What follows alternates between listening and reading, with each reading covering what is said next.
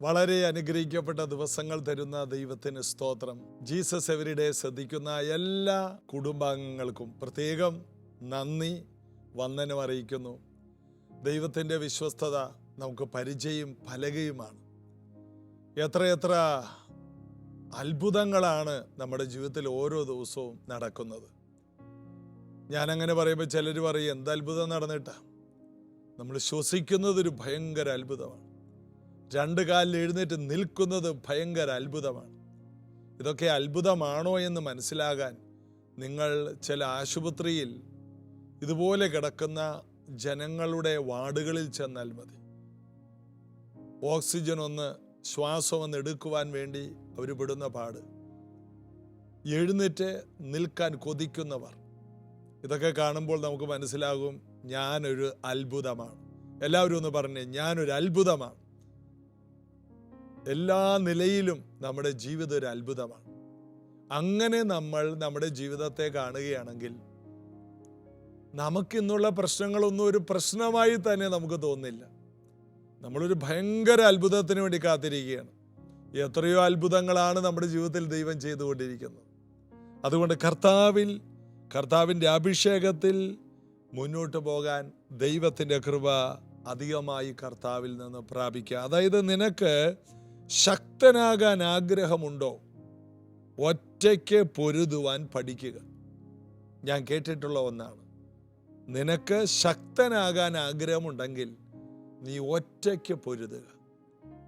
എല്ലാ വിഷയത്തെയും നീ പൊരുതി ജയിക്കണം. പൗലോസ് പറഞ്ഞ പോലെ, ഞാൻ നല്ല പോർ പൊരുതു, ഓട്ടം തികച്ചു, വിശ്വാസം കാത്തു, ഇനി നീതിയുടെ കിരീടം എനിക്കായി വെച്ചിരിക്കുന്നു. ഞങ്ങൾ നല്ല പോർ പൊരുതുന്നല്ല. പൗലോസൻ എടുത്തു പറയുന്നു, പലരും എൻ്റെ കൂടെ നിന്നില്ല. എൻ്റെ ഓരോ പ്രശ്നങ്ങളിൽ പലരും എൻ്റെ കൂടെ നിന്നില്ല. ചെമ്പുപണിക്കാരനായ അലക്സാണ്ടർ എനിക്ക് ഭയങ്കര ദോഷം ചെയ്തു. ഒത്തിരി ദോഷം ചെയ്യുന്നവരും കൂടെ നിൽക്കാത്തവരും ഒക്കെ നിറഞ്ഞ ഈ കാലഘട്ടത്തിൽ ഒറ്റക്ക് നിന്ന് പൊരുതി വിജയിക്കുക. ജയിക്കാൻ ഒറ്റ മാർഗമേ ഉള്ളൂ, ശക്തനാകാൻ ഒറ്റ മാർഗമേ ഉള്ളൂ, ഒറ്റക്ക് പൊരുതുക. ജീവിതത്തിൽ അങ്ങനെയുള്ളവരെ നമ്മൾ കണ്ടിട്ടില്ലേ? പെട്ടെന്ന് പിതാവ് ഭൂമിയിൽ നിന്ന് മാറ്റപ്പെട്ടു, പിതാവും മാതാവും ഭൂമിയിൽ നിന്ന് മാറ്റപ്പെട്ടു. പിന്നെ 2-3 കുഞ്ഞുങ്ങൾ ഒറ്റയ്ക്ക് പൊരുതി ഉയർന്നു വന്ന ചരിത്രങ്ങൾ ആയിരക്കണക്കിന്. ഭർത്താവ് നഷ്ടപ്പെട്ട അമ്മ കുഞ്ഞുങ്ങളുമായി വളർന്ന് ശക്തരായ കുഞ്ഞുങ്ങളെ വാർത്തെടുത്ത ചരിത്രം എത്രയോ അധികം. എനിക്കറിയാവുന്ന പല കുഞ്ഞുങ്ങളെ ഞാൻ പല രാജ്യങ്ങളിൽ വെച്ച് കണ്ടു. ഒരു മോളുടെ ചെറിയ വയസ്സിൽ തന്നെ അപ്പൻ മരിച്ചു. അമ്മ 3 കുഞ്ഞുങ്ങളുമായിട്ട് പൊരുതിയാണ് ജീവിതത്തെ നേരിട്ടത്. ഇന്ന് അവരെല്ലാം വളരെ ശക്തരാണ്. അതിനകത്ത് ഒരു മോള് ഓസ്ട്രേലിയയിലാണ്, ഒരു മോളും ഒരു മോനും. അവർ വന്നിട്ട്, മോൻ കാനഡയിലും ഒരു ഇളയ മോള് വന്നിട്ട് ഖത്തറിലുമാണ്. ആ ആൻറ്റി ഒത്തിരി പൊരുതി, ഇന്നും പ്രാർത്ഥന വീരയാണ്. 60-65 വയസ്സ് വരെയും ജോലി ചെയ്ത് ഇപ്പോൾ നാട്ടിൽ വന്ന് ഒരു സഭയുടെ പ്രാർത്ഥന പോരാളിയായിട്ട് കർത്താവിൻ്റെ വേല ചെയ്യുന്നു. വിശ്രമമില്ല. അതുപോലെ കർത്താവിന് വേണ്ടി അധ്വാനിക്കുന്നു. ഒറ്റയ്ക്ക്. മക്കളാരുമില്ല, കൊച്ചുമക്കളും ആരുമില്ല, എല്ലാവരും ദൂരെയാണ്, പല രാജ്യങ്ങളിലാണ്. ഒറ്റയ്ക്ക് ജീവിക്കുന്നു. ഒരു ഏകാന്തതയുമില്ല, ഒരു മനസ്സുമടുപ്പുമില്ല. ബലഹീനരെ ശക്തരാക്കുന്ന, ശക്തീകരിക്കുന്ന ഒരു കർത്താവുണ്ട്. ശക്തരാകാൻ ഒറ്റ മാർഗമേ ഉള്ളൂ, ഒറ്റയ്ക്ക് പൊരുതുക. ഇതാരോടോ ഉള്ള ഒരു ശക്തമായ സന്ദേശമാണ്. ധൈര്യപ്പെടുക, ക്രിസ്തുവേശുവിലുള്ള കൃപയിൽ ബലപ്പെടുക. ജീവിതത്തിൻ്റെ അവസാന നിമിഷം വരെ കർത്താവ് എൻ്റെ കൂടെ ഉണ്ട്, കർത്താവ് എനിക്ക് തുണയെന്നും പറഞ്ഞ് അങ്ങോട്ട് നിൽക്കുക. ബാക്കി കാര്യങ്ങൾ ജയകരമായിരിക്കും. കർത്താവ് നിങ്ങളെ അനുഗ്രഹിക്കട്ടെ. ചേർന്ന് പാടി യേശുവിനെ ആരാധിക്കാം.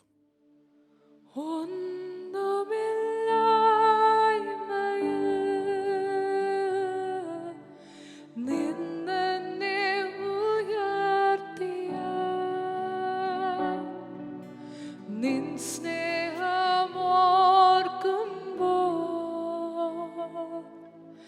നന്ദിയാൽ പാടും ഞാൻ. ഒന്നുമില്ലായ്മയിൽ നിന്നെന്നെ ഉയർത്തിയ നിൻ സ്നേഹമോർക്കുമ്പോൾ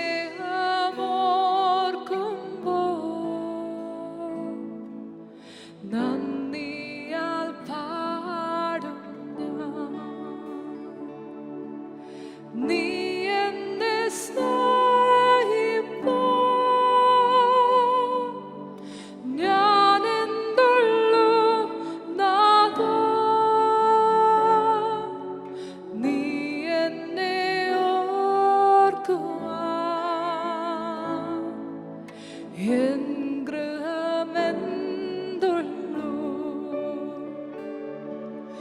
നീ എന്നെ സ്നേഹിപ്പോൾ ഞാനെന്തുള്ളൂ നാഥാ. നീ എന്നെ ഓർക്കുവാൻ എൻ ഗൃഹമെന്തുള്ളൂ. അതെ കർത്താവേ, അങ്ങ് ഞങ്ങളെ സ്നേഹിപ്പാനുള്ള ഒന്നും ഞങ്ങൾക്കില്ല. അങ്ങ് ബലമുള്ളതിനെ ലജ്ജിപ്പിക്കുവാൻ ബലഹീനമായതിനെ തിരഞ്ഞെടുത്തു, ദോഷമായതിനെ തിരഞ്ഞെടുത്തു, വെറും നികൃഷ്ടമായതിനെ തിരഞ്ഞെടുത്തു. അങ്ങയുടെ വലിയ പദ്ധതിക്ക് വേണ്ടി ഒന്നുമില്ലാത്തവരെ തിരഞ്ഞെടുത്തു. ഹോ, അങ്ങയുടെ സ്നേഹം എത്ര വലുതാണ്. ഒന്ന് ചേർന്ന് പാടാം. ഒന്നുമില്ലായ്മ ഒന്നുമില്ലായ്മയിൽ നിന്നെന്നെ ഉയർത്തിയ നിൻ സ്നേഹമോർക്കുമ്പോൾ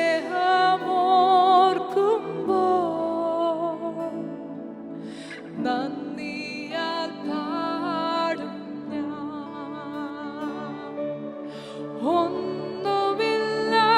ഒന്നുമില്ലായ്മയിൽ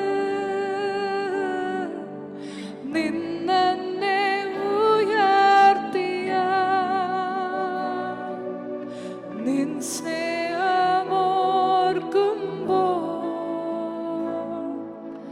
നന്ദിയാൽ പാടും ഞാൻ. നീ എന്നെ സ്നേഹിപ്പോൾ ഞാനെന്തുള്ളൂ നാഥാ. നീ എന്നെ ഓർക്കുവാൻ എൻ ഗൃഹമെന്തുള്ളൂ.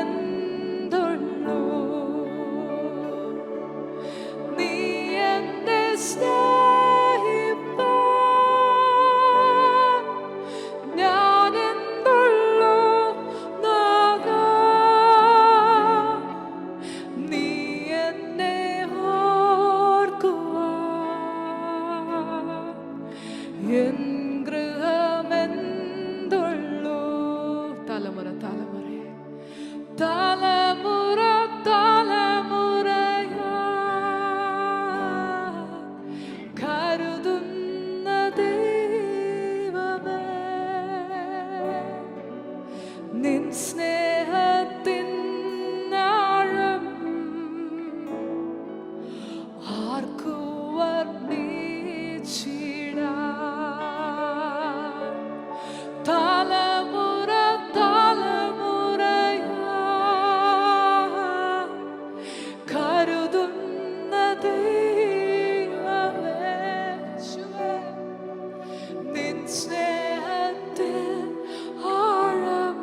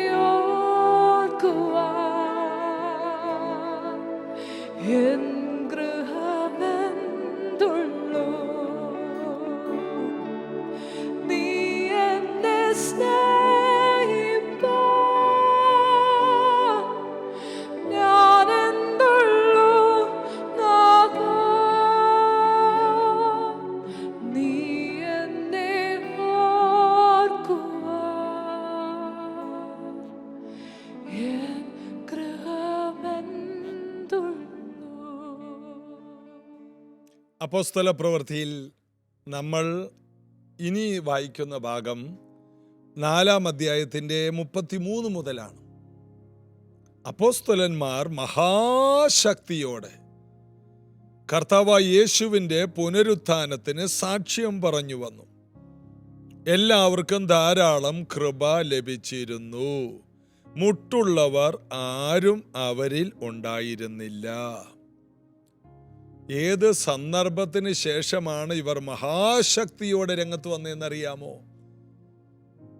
ഇവർക്കെതിരെ വന്ന നിയമങ്ങൾ, ഇവർക്കെതിരെ വന്ന താക്കീതുകൾ, ഇവർക്കെതിരെ വന്ന എതിർപ്പുകൾ, ഈ എതിർപ്പുകൾ ഇവർ അതിനെ ഒരു പ്രാർത്ഥനയാക്കി മാറ്റി. ആ പ്രതികൂലത്തെ അവരൊരു നല്ല പ്രാർത്ഥനയാക്കി മാറ്റി. അപ്പോൾ നമുക്ക് ഉണ്ടാകുന്ന പ്രതിബന്ധങ്ങൾ ഒരു നല്ല പ്രാർത്ഥനയാക്കി മാറ്റിയാൽ അത് ശക്തിയായിട്ട് മാറും എന്ന് ഇവിടെ നമുക്ക് വളരെ വ്യക്തമായിട്ട് കാണാം. അപ്പോസ്തലന്മാർ ഒരു മനസ്സോടെ സകലതും ഉണ്ടാക്കിയ നാഥനെ, നിന്റെ ദാസനായ യേശുവിൻ്റെ നാമത്തിൽ അത്ഭുതങ്ങൾ ഉണ്ടാകുന്നത് കൊണ്ട് വന്നിരിക്കുന്ന ഈ പ്രതികൂലം ഓർക്കണമേ, ഞങ്ങൾക്ക് ധൈര്യത്തോടെ വചനം പറയാനുള്ള കൃപ തരണേ. ഇങ്ങനെ പ്രാർത്ഥിച്ചപ്പോൾ അവരിരുന്ന ഇടം കുലുങ്ങി എല്ലാവരും പരിശുദ്ധാത്മാവ് നിറഞ്ഞവരായി. ജീവിതത്തിൽ ദൈവം എന്തിനാണ് ചില കാര്യങ്ങൾ അനുവദിക്കുന്നത്? എന്തുകൊണ്ടാണ് ചില കാര്യങ്ങൾ അനുവദിക്കാത്തത്? ഇതൊന്നും നമുക്ക് ശ്രദ്ധിക്കാൻ നേരമില്ല. ദൈവം എപ്പോഴും നല്ലവനാണ്. ദൈവം എപ്പോഴും നീതിമാനാണ്. ദൈവത്തിൽ അനീതി ഒട്ടുമില്ല. ദൈവത്തിൽ നീതികേടേയില്ല. അവനെപ്പോഴും നല്ലവനും വിശ്വസ്തനും പരിശുദ്ധനും നീതിമാനുമായി രാജാതി-രാജാവായി വാഴുന്നു. താൻ ഉണ്ടാക്കിയ സകലത്തിനും ആഹാരം കൊടുക്കുന്നു. തനിക്കുള്ളതിനെ എല്ലാം പേര് ചൊല്ലി വിളിക്കുന്നു. ഇതൊക്കെയാണ് നമ്മൾ ദൈവത്തെക്കുറിച്ച് മനസ്സിലാക്കുന്നത്. ആകാശത്തിലെ നക്ഷത്രങ്ങൾക്ക് പോലും പേരുണ്ട്. എല്ലാറ്റിനും അവൻ പേരിട്ടിട്ടുണ്ട്. ഭൂമിയിലുള്ളതിനെല്ലാം ആദാമിനെ കൊണ്ട് പേരിടിയിച്ചു. ഓരോ നക്ഷത്രത്തിൻ്റെയും പേര് ദൈവം തന്നെ ഇട്ടു. ഭൂമിയിലുള്ളതിൻ്റെ എല്ലാം പേര് ആദാമിനെ കൊണ്ട് ഇടിയിച്ചു. അങ്ങനെ ദൈവം സർവാധിപത്യമുള്ളവനായി ഇന്നും, ഊനമില്ലാത്തവനായി ഇന്നും, ആർക്കും ഒന്നും പറയാനില്ലാത്തവനായി, കോടാനുകോടി ദൂതന്മാരുടെ ആരാധന വിഷയമായി ഇന്നും ദൈവം മഹത്വത്തിൽ വാഴുന്നു. അതിൻ്റെ കാരണം എന്താണ്? ദൈവത്തിൽ നീതികേടില്ല. ദൈവം ചില കാര്യങ്ങൾ അനുവദിക്കുന്നത് അതിലൂടെ നമ്മെ ഒന്ന് ശക്തീകരിക്കാനാണെന്നുള്ള സത്യം മനസ്സിലാകുന്നവർക്ക് മാത്രമേ ഇതിൻ്റെ അർത്ഥം മനസ്സിലാകൂ. അല്ലെങ്കിൽ ദൈവം എന്നോട് എന്തിനാ ഇങ്ങനെ ചെയ്തേ? കർത്താവിന് സ്തോത്രം, ദൈവത്തിന് മഹത്വം ഉണ്ടാകട്ടെ, എനിക്ക് ജീവിക്കാൻ താല്പര്യമില്ല. എല്ലാവരും തുടങ്ങുന്നത് ദൈവത്തിന് മഹത്വം ഉണ്ടാകട്ടെ. ദൈവത്തിന് മഹത്വം ഉണ്ടാകണമെങ്കിൽ നമ്മുടെ സാക്ഷ്യം നല്ല പോസിറ്റീവ് എനർജി ഉള്ളതായിരിക്കണം. എനിക്കാരുമില്ല, ചത്തേ, ഇനി ജീവിക്കുന്നില്ല, എല്ലാം തകർച്ചയാണ്. അതാണ് ദൈവത്തിന് മഹത്വം. ഒന്നുമില്ലാത്തവരെങ്കിൽ എല്ലാം ഉള്ളവരെന്ന് പൗലോസ് പറഞ്ഞതുപോലെ പറയണം. ഓരോ പ്രതികൂലങ്ങളും ദൈവം അറിയാതെയല്ല, ദൈവം അറിഞ്ഞു തന്നെ വരുന്നതെന്ന് മനസ്സിലാക്കി ദൈവം അനുവദിച്ച സാഹചര്യങ്ങളെ ശക്തിയുള്ളതാക്കി മാറ്റണം. ഇത് വളരെ ശ്രദ്ധിച്ച് നിങ്ങൾ കേൾക്കേണ്ട കാര്യമാണ്. നിങ്ങൾക്ക് പരീക്ഷയ്ക്കായി സംഭവിച്ചിരിക്കുന്ന അഗ്നിപരിശോധനയിൽ ഒരപൂർവ കാര്യം വന്നാൽ അതിശയിക്കാതെ അത് പ്രാർത്ഥനയാക്കി മാറ്റുക, അത് ആരാധനയാക്കി മാറ്റുക. പൗലോസും ശീലാസും മക്കതോനിയയിലെ ജയിലിൽ കിടക്കുമ്പോൾ, അല്ലെങ്കിൽ ഫിലിപ്പിയ കാരാഗ്രഹത്തിൽ കിടക്കുമ്പോൾ, അവർ ആ പ്രതികൂലത്തെ ആരാധനയാക്കി മാറ്റി. ഉടനെ അവിടെ ശക്തി വ്യാപരിച്ചു. കാരാഗ്രഹത്തിൻ്റെ ജയിലിൻ്റെ അടിത്തറ വരെ കുലുങ്ങിപ്പോയി. എല്ലാ വാതിലും തുറന്നു വന്നു. എല്ലാ ചങ്ങലകളും അഴിഞ്ഞു വീണു. എന്നാൽ ഒരു കല്ല് പോലും ഇളകി ഒരാളുടെ നെഞ്ചത്ത് വീണെന്ന് അവിടെ എഴുതിയിട്ടില്ല. എന്നാൽ എല്ലാ ചങ്ങലകളും കൃത്യമായിട്ട് കൈകളിലുള്ളത് അഴിഞ്ഞുപോയി. എല്ലാ വാതിലും തുറന്നു. അതിൻ്റെ അർത്ഥം ആരാധനയ്ക്ക് എല്ലാ ചങ്ങലകളെ അഴിക്കാൻ ശക്തിയുണ്ട്, എല്ലാ വാതിലുകളെയും തുറക്കാൻ ശക്തിയുണ്ട്. പ്രാർത്ഥനയ്ക്ക് വീണ്ടും മഹാശക്തിയിൽ എഴുന്നേൽക്കാനുള്ള ശേഷിയുണ്ട്, പ്രാർത്ഥനയും ആരാധനയും. അതുകൊണ്ടാണ് അപ്പോസ്തലപ്രവൃത്തി 13 അവർ ഉപവസിച്ചും ആരാധിച്ചു കൊണ്ടിരുന്നപ്പോൾ ശൗലിനെയും ബർന്നബാസിനെയും പരിശുദ്ധാത്മാ വേർതിരിച്ചു. ആരായിട്ട്? അപ്പോസ്തലന്മാരായിട്ട്. അതിൻ്റെ അർത്ഥം മഹാശക്തിയുള്ളവരാക്കി മാറ്റി. ആരാധനയും ഉപവാസവും അവരെ മഹാശക്തിയുള്ളവരാക്കി മാറ്റി. അപ്പോസ്തല പ്രവൃത്തി ഈ ഒരർത്ഥത്തിൽ നിങ്ങളൊന്ന് ധ്യാനിച്ചു പോയാൽ, ഈ അപ്പോസ്തല പ്രവൃത്തി 28 കഴിഞ്ഞാൽ 29ാമത്തെ ചരിത്രം നിങ്ങളുടേത് എനിക്ക് പറയാനുണ്ടാകും. നിങ്ങൾ ഈ നിലയിൽ പോയാൽ ഇനി 29ാം അധ്യായം ഞാൻ നിങ്ങളെക്കുറിച്ച് പ്രസംഗിക്കേണ്ടി വരും. അസാധാരണമായ ഒരു അപ്പോസ്തല എഴുന്നേറ്റെന്ന്. ഇത് കേൾക്കുമ്പോൾ ചിലർ പറയും, അപ്പോസ്തോലയോ? അതെന്താ? സ്ത്രീകൾക്കും ആ ലെവലിൽ വരാം. പുരുഷന്മാർ എഴുന്നേറ്റില്ലെങ്കിൽ സ്ത്രീകൾ എഴുന്നേൽക്കും. ന്യായാധിപന്മാരുടെ കാലത്ത് ന്യായാധിപന്മാർ എഴുന്നേറ്റില്ല, ഉടനെ ആരെഴുന്നേറ്റു? ഒരു ന്യായാധിപ എഴുന്നേറ്റു. എന്താ ആരും ഒന്നും വിമർശിക്കാത്തെ? ഒരാളില്ലെങ്കിൽ മറ്റൊരാൾ എഴുന്നേൽക്കും. ഒരു പുരുഷൻ എഴുന്നേറ്റില്ലെങ്കിൽ പകരം ഒരു സ്ത്രീ എഴുന്നേൽക്കും. ഒരു പുരുഷൻ പാസ്റ്ററായിട്ട് എഴുന്നേറ്റില്ലെങ്കിൽ ഒരു സ്ത്രീക്ക് പാസ്റ്ററായിട്ട് എഴുന്നേൽക്കാതെ നിവർത്തിയില്ല. കാരണം യേശുവിൻ്റെ സഭ യേശുവിന് പണിയണം. വലിയ വിമർശനങ്ങൾ നേരിടേണ്ടി വരും. ഒരു പുരുഷൻ ഒന്നും ചെയ്യാതെ വെറുതെ ഒരു പാസ്റ്ററായിട്ടിരുന്നാൽ ആരും ഒന്നും പറയില്ല. എന്നാൽ ഒരു സ്ത്രീ എത്ര വലിയ ശുശ്രൂഷ ചെയ്താലും അവള് വലിയ പ്രതികൂലത്തെ നേരിടേണ്ടി വരും. പ്രാർത്ഥനക്കാരുടെ വിമർശനങ്ങളെ നേരിടേണ്ടി വരും. പിശാചിനെ പോലും നാണിപ്പിച്ചു കളഞ്ഞ വിമർശകർ ഇന്ന് സമൂഹത്തിലുണ്ട്. പിശാച് പോലും തലയെ കൈവച്ച് ഇത്രയൊന്നും ഞാൻ പോലും ചിന്തിച്ചിട്ടില്ലെന്ന് പറയും.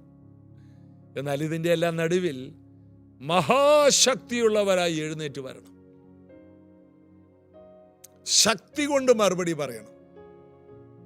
പ്രതികൂലങ്ങൾ പ്രാർത്ഥനയാക്കി മാറ്റുമ്പോൾ അവിടെ മഹാശക്തിയുള്ളവർ എഴുന്നേറ്റ് വരും.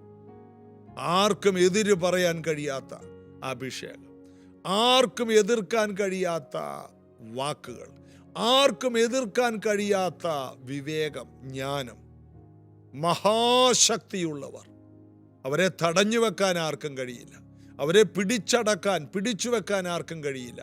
അവരെ തർജ്ജനം ചെയ്യാൻ ആർക്കും കഴിയില്ല. അപ്പോസ്തലന്മാർ മഹാശക്തിയോടെ, പരിശുദ്ധാത്മാവ് ഇറങ്ങി വന്നത് മഹാശക്തിയോടെയാണ്. എന്നാൽ അതുകൊണ്ട് തീർന്നോ? ഇല്ല. ആദ്യത്തെ ഒരു അനുഭവത്തിൽ ഒതുങ്ങരുത്. ഞാനൊരു 10 കൊല്ലം മുമ്പ് അഭിഷേകം പ്രാപിച്ചാൽ എന്ന് പറഞ്ഞിരിക്കരുത്. ഈ 4-ാം അധ്യായത്തിൽ വീണ്ടും ഒരു പരിശുദ്ധാത്മാവിൽ നിറഞ്ഞെന്നാണ്. അതിൻ്റെ അർത്ഥം അടുത്ത ഒരു ലെയർ, അടുത്ത ഒരു പുതപ്പ് വീണെന്ന അർത്ഥം. ഓരോ അഭിഷേകവും, ഓരോ സീസണ് വേണ്ട അഭിഷേകവും നമ്മൾ പ്രാപിക്കണം. ഓരോ പ്രതികൂലങ്ങൾ വരുമ്പോൾ അതിനെ ഓവർകം ചെയ്യുന്ന ഒരു അഭിഷേകമാണ് നമുക്ക് വേണ്ടത്. അതുകൊണ്ട് ദാവീദ് പറയും, എൻ്റെ ദൈവത്താൽ ഞാൻ മതിൽ ചാടിക്കടക്കും. മതിൽ ചാടിക്കടക്കണമെങ്കിൽ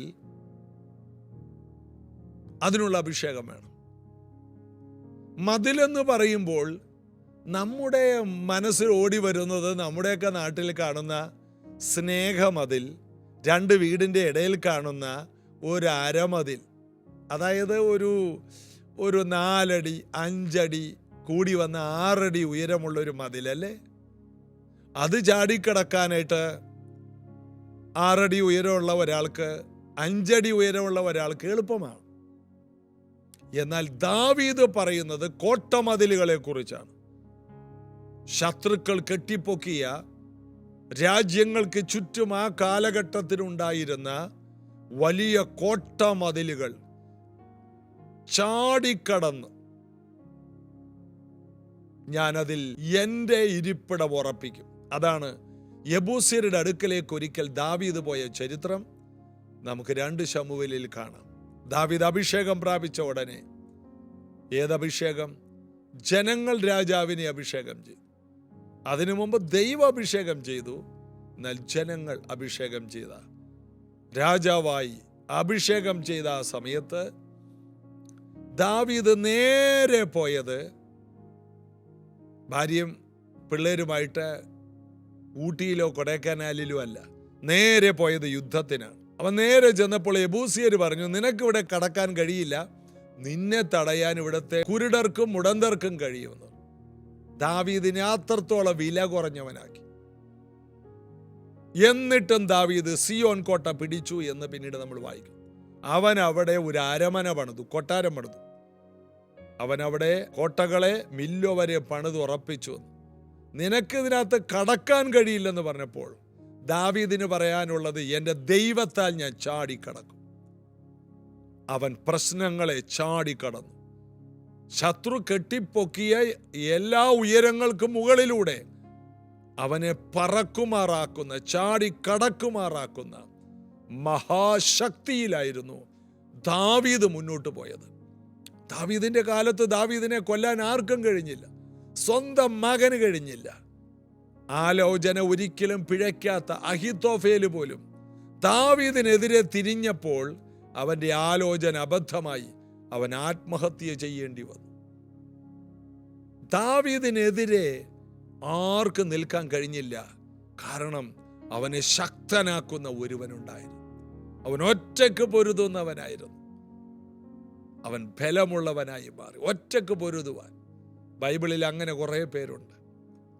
അവരെല്ലാം അനുഗ്രഹിക്കപ്പെട്ട ഇതിൻ്റെ രഹസ്യം ഇത് മാത്രമാണ്. നമുക്ക് വിശ്വസിക്കാം, ശക്തീകരിക്കപ്പെടാൻ ആഗ്രഹിക്കുന്നവർ, മഹാശക്തിയുള്ളവരാകാൻ ആഗ്രഹിക്കുന്നവർ ജീവിതത്തെ ഒറ്റയ്ക്ക് നേരിടേണ്ടി വരും. ദൈവം അനുവദിച്ച എല്ലാ പ്രശ്നങ്ങളെയും ആരും സഹായിക്കാനുണ്ടാകത്തില്ല.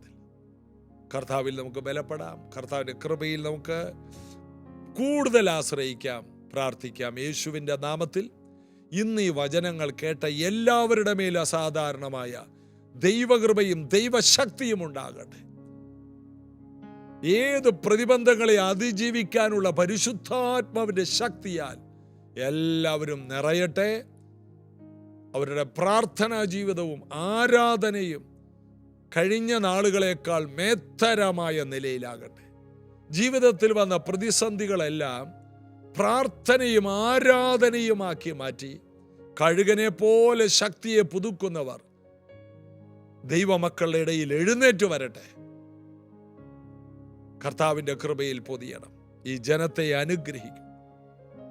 രോഗമെന്ന മതിലിനെ ചാടിക്കടക്കട്ടെ. സാമ്പത്തിക ഞെരുക്കമെന്ന വലിയ കോട്ടമതിലുകളെ ചാടിക്കടക്കട്ടെ. ഇന്ന് വന്നിരിക്കുന്ന എല്ലാ മാനസിക സംഘർഷങ്ങളെയും ചാടിക്കടക്കുന്ന ശക്തരായി ഓരോരുത്തരും തീരട്ടെ.